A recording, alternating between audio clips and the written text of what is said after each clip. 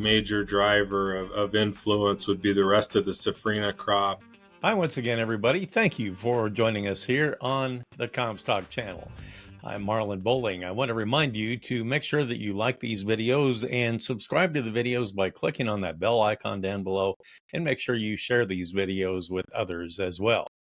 Today, I want to welcome aboard Joe Camp of Comstock Investments as we take a look at Wednesday's market action. And once again, it was one of those days, Joe, where the bears seem to be in charge. Let's take a look at some good news first. Can we do that? Look for the silver lining here.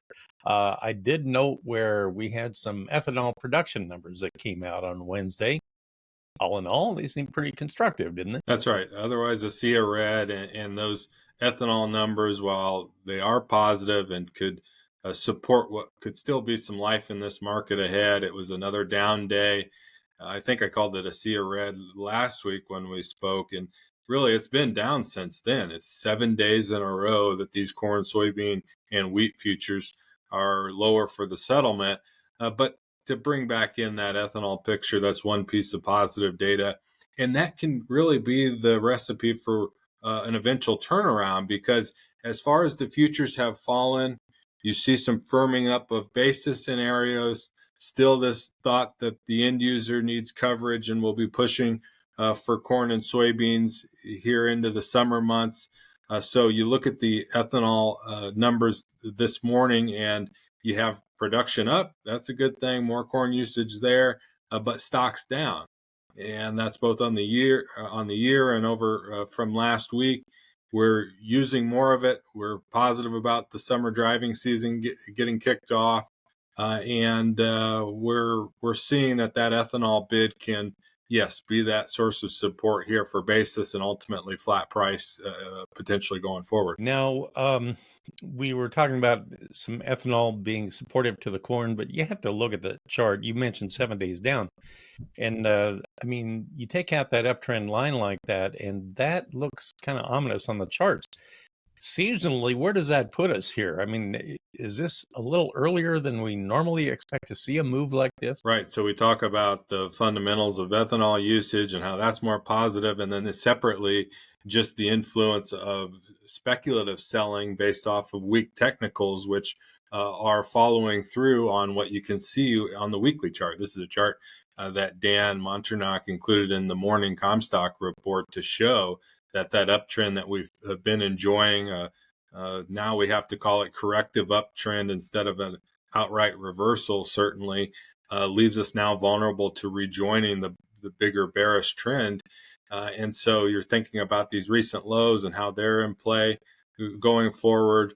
You do have the seasonality of it that you talk about with this being earlier than usual. We'd expect normally the highs for corn and soybeans, for that matter, to come sometime in the month of June, usually stretching potentially into that third week of June. And that's relatively pretty consistent over the 5, 15, 30-year timeframes. We see that June is a month where not only do we put in highs, but we, at least before we put in those highs, have some upside to the market. And if it was the case that this is, over with for a while now, then it would have been the month of May. And so therefore, yes, earlier than usual that we got that run up for prices. Well, it seems like corn and soybeans on the nearby contracts kind of held even on Wednesday, but I was going to ask you, has most of the trade already moved out of the July contracts, or is that still coming yet? It's still coming yet. If it fits with the way these recent expiration periods have gone, traders are going to stick around a little bit longer than we've observed in recent past. It could be because you don't have as much active farmer selling. You have, at least for the positions that are long in the corn market, the fight against carry and having to make the decision of whether or not to roll forward into a September contract that's getting in between the old crop and eventually the new crop. For soybeans, a different story where you don't quite have that carry premium, but also potentially a push for this late season coverage by the end user, helping to prop up the nearby contract going forward, but yet questions about acreage and all that goes along with the upcoming new crop.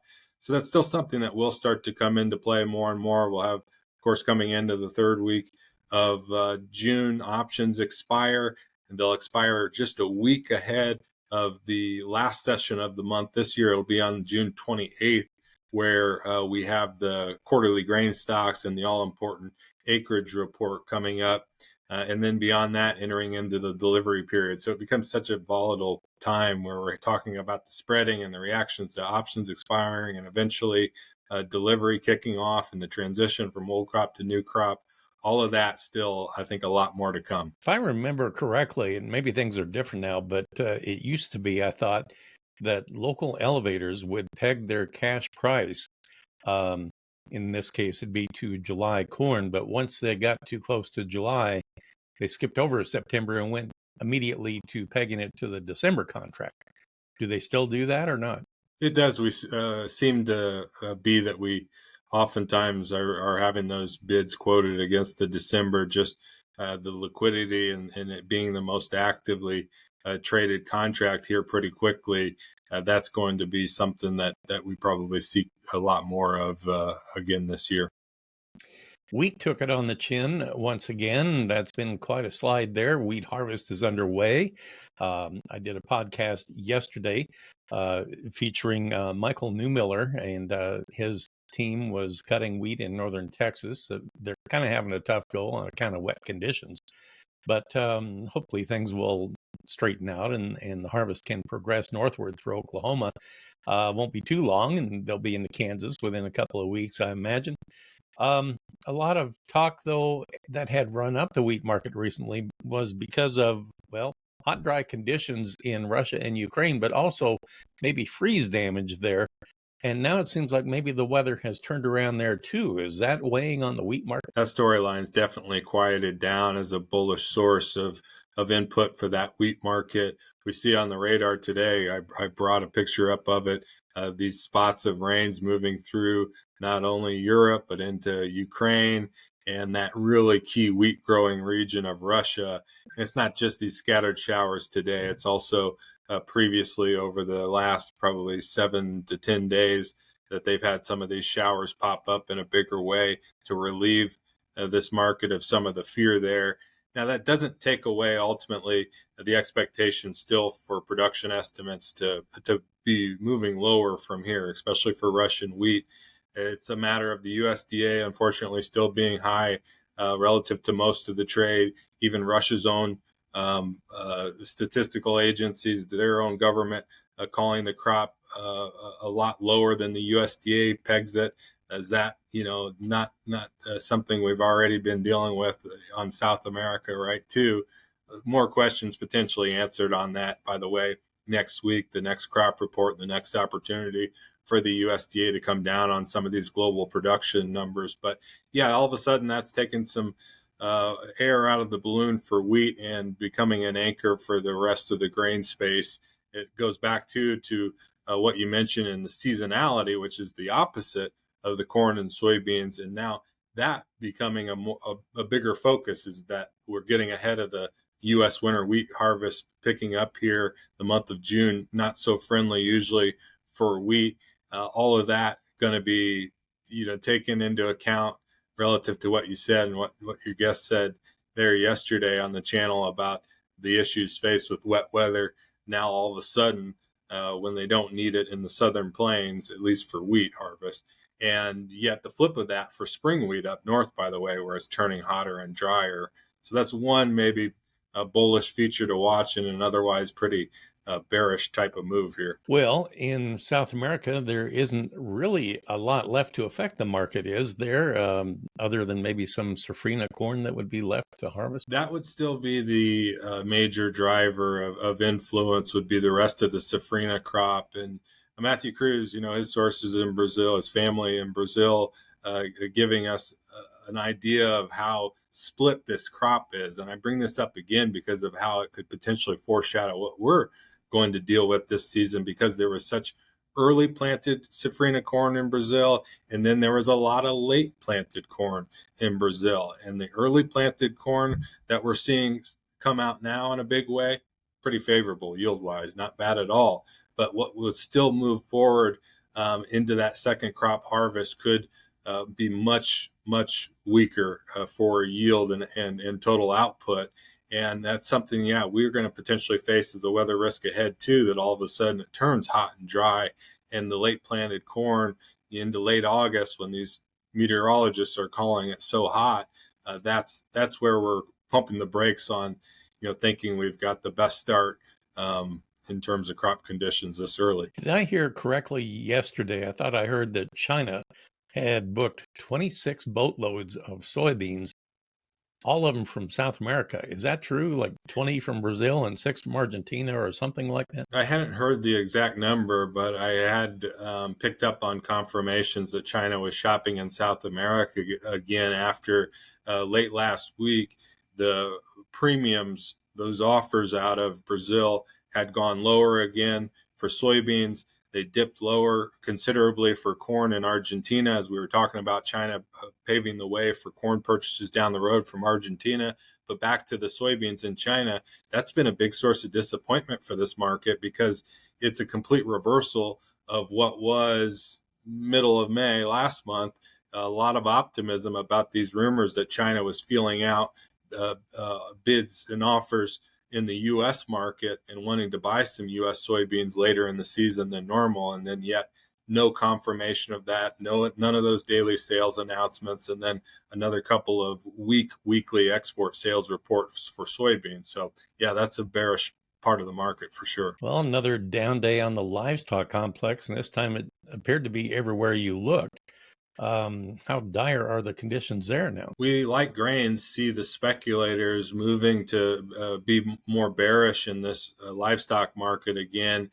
For hogs, we're wondering if they're all the way finished clearing the deck on a big net long position that they'd held up until now. They haven't turned net short, which could be scary, right, if they do flip more bearish. But the last several weeks, they've been rushing for the exit, wanting to get out of their long positions. They've observed that technical weakness that we've brought up now a couple times on the show, where the hogs have been spiraling lower out of a double top formation, finally maybe running into some support levels on the chart, but left also at a level where the cash market's just not holding up, and you got a premium with the board over a lot of the cash averages out there, and that still being a fundamental negative. It's the opposite, though, on the cattle. Not in the sense that the speculators are all of a sudden selling the cattle, in part because of those bird flu concerns popping up again, in part just overall concern about the seasonality and heading into the summer, and having maybe some of those end users pushed forward enough on their coverage needs.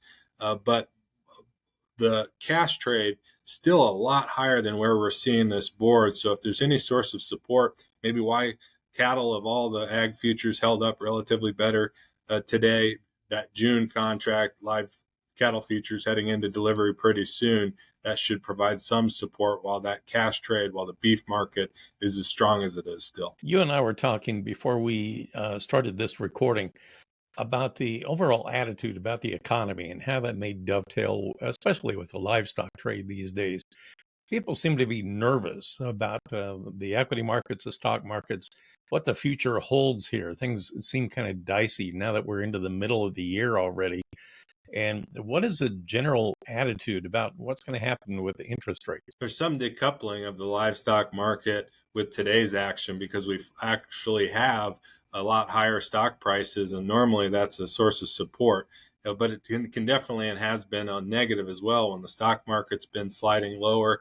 We think about the economy weakening and consumer positions being worse off, so that they can't withstand these higher beef prices in particular, but also pushing back against meat in general. You have generally the feel that the economy is in well off enough shape that we're going to avoid recession for a little while longer, but we've still got this problem with inflation. And so that's the back and forth about, is inflation too high that we can't reduce interest rates? Or if we don't reduce interest rates, is the economy going to deteriorate further? Well, we're going to have more guidance on that already at the end of the week. The Friday morning jobs report is going to come out, and that should, again, adjust expectations for interest rates going forward. But one thing I looked at with the Fed funds rate and the futures implied odds of where we expect those to go. And if you look at what traders think about what should happen after the September meeting this summer, it's very much uncertain. It's split between a very, very small percentage thinking we'll actually have rates higher by then. And then the majority of positions wagering on a 1/4 point reduction. There's still some, even less, that would expect will be down by a 1/2 point by later this year. So still in the cards would be a potential interest rate reduction. That could still be something that supports the overall commodity space, brings down the dollar and helps out grain and livestock exports. But for now, it's a big source of volatility. Every other day we're seeing up or down based off of these interest rate expectations. Well, Joe, thanks so much for spending a little time with us to talk about the markets. That's Joe Camp. He is with Comstock Investments. And I want to thank you for joining us. That'll do it for this episode. For producer Brianne Hendrickson, I'm Marlon Bowling, and we'll catch you next time right here on the Comstock channel. Thanks for joining us on our Comstock YouTube channel. Don't forget, you can also find us on Facebook and TikTok as well. Futures trading involves risk. The risk of loss in trading futures and or options is substantial, and each investor and or trader must consider whether this is a suitable investment. Past performance is not indicative of future results.